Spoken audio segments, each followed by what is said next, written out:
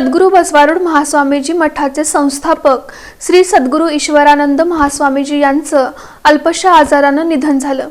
श्री सद्गुरू बसवारूढ महास्वामी आणि माता बंगारम्मा यांच्या पोटी 28 नोव्हेंबर 1938 रोजी जत तालुक्यातील सिंदूर गावात झाला।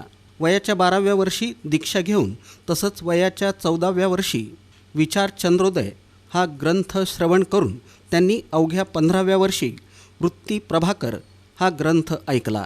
वेद, उपनिषद, निजगुणांचं षडशास्त्र, न्यायघटित निश्चलदासांचं साहित्य, नीतिशास्त्र अशा अनेक ग्रंथांचं अध्ययन आणि चिंतन करून आप्पाजी यांनी आयुष्यभर लाखो भक्तांना आध्यात्मिक मार्गात प्रबोधनाचं कार्य केलं।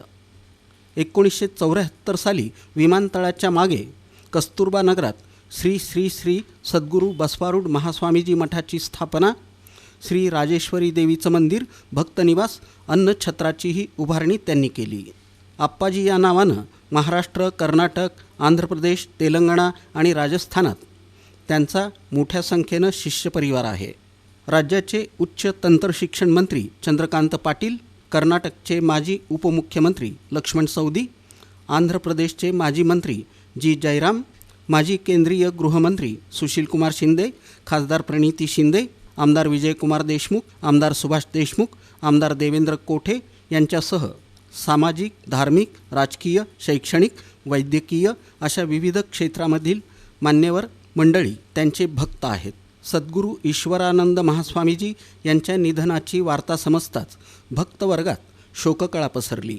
त्यांचं पार्थिव बसवारूढ मठात अंत्यदर्शनासाठी ठेवण्यात आलं होतं। दुपारी समाधीचा विधी झाला।